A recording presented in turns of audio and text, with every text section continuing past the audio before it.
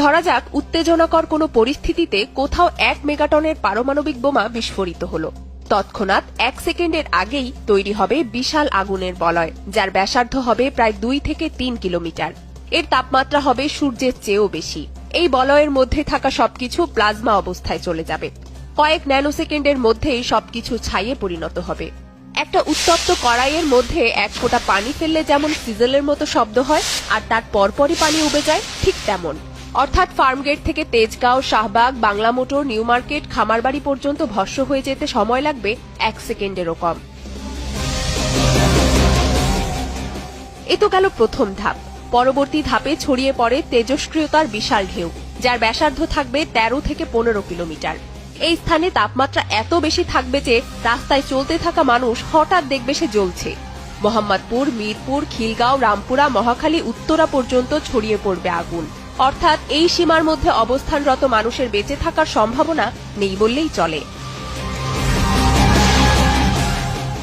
এরপর আসে তৃতীয় ধাপ। ভয়ঙ্কর ঝাঁকুনিতে কেঁপে উঠবে ঢাকা ও তার পার্শ্ববর্তী অঞ্চল।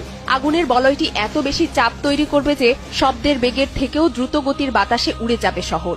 20 কিলোমিটার পর্যন্ত ধসে পড়বে সব ভবন। ধরুন বিস্ফোরণের জায়গা থেকে 20 কিলোমিটার দূরে কেউ জানালার পাশে দাঁড়িয়েছিল, হয়তো কিছু ঘটছে ভেবে ক্যামেরাটা বের করেছে মাত্র। ছবি তোলার বাটনে ক্লিক করার আগেই সব ধ্বংস হয়ে যাবে। দূরত্বের সাথে ঝাঁকুনি বা বিস্ফোরণের প্রভাব কমে আসলেও এই এলাকার মধ্যে থাকা তেল ও গ্যাসের পাম্পগুলো যেন আগুনে ঘি ঢালার মতো অবস্থা তৈরি করবে। এ সময় তৈরি হবে মাশরুমের মতো মেঘ। কার্বন কণায় ছেয়ে যাবে পুরো আকাশ। শুধু তাৎক্ষণিক মৃত্যু নয়, পারমাণবিক বোমা বিস্ফোরণ হতে পারে লক্ষ লক্ষ মানুষের মৃত্যুর কারণ। কেন? তেজস্ক্রিয়তা।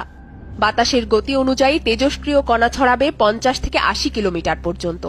নরসিংদী, গাজীপুর, মুন্সিগঞ্জ, মানিকগঞ্জ, এমনকি ভারতের সীমান্তের কাছাকাছি অঞ্চল পর্যন্ত ফলআউট ছড়াতে পারে। এই এলাকায় কেউ বেঁচে থাকলেও তেজস্ক্রিয়তার প্রভাবজনিত নানা সমস্যা থেকে রক্ষা পাওয়ার কোনো উপায় থাকবে না। ধরুন অলৌকিকভাবে এত কিছুর পরও বেঁচে আছেন আপনি। চোখ খুললেই মনে হবে নরকে পৌঁছে গেছেন। আপনার মতো আরো 2-1 যন্ত্রণায় কাতর মানুষকে হয়তো দেখতে পাবেন। তারা পানি, খাবার আর চিকিৎসা চাইছে, কিন্তু কিছুই পাওয়া যাবে না। কে বাঁচাতে আসবে তখন? আশেপাশের শহর বা পাশের দেশ থেকে সাহায্য আসবে কিভাবে? বিস্ফোরণে জাহাজ, বিমানবন্দর কিছুই তো অবশিষ্ট নেই, সব তো পুড়ে ছাই। মোবাইল নেটওয়ার্কও কাজ করবে না। আর কেউ যদি চেষ্টা করেও তেজস্ক্রিয়তার কারণে শহরে ঢোকা কঠিন হয়ে দাঁড়াবে। সাথে প্রাকৃতিক বিপর্যয় তো আছেই।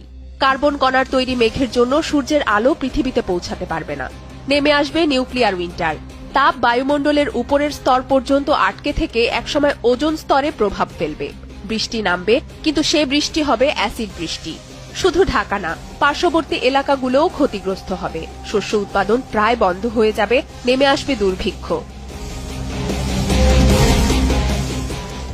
এ তো গেল 1 মেগাটন শক্তি সম্পন্ন পারমাণবিক বোমার কথা। যে অস্ত্র গোটা মানবজাতি ধ্বংস করার ক্ষমতা রাখে, সেই অস্ত্র তৈরিতে বিশ্ব নেতারা এত মরিয়া কেন? 2017 সালে বিশ্বের 2/3 দেশ পারমাণবিক অস্ত্র নিষিদ্ধ করতে সম্মত হলেও পারমাণবিক শক্তিধর দেশগুলো বিরোধিতা করায় তা পুরোপুরি কার্যকর হয়নি। তারা এই মারণাস্ত্র ছাড়তে নারাজ।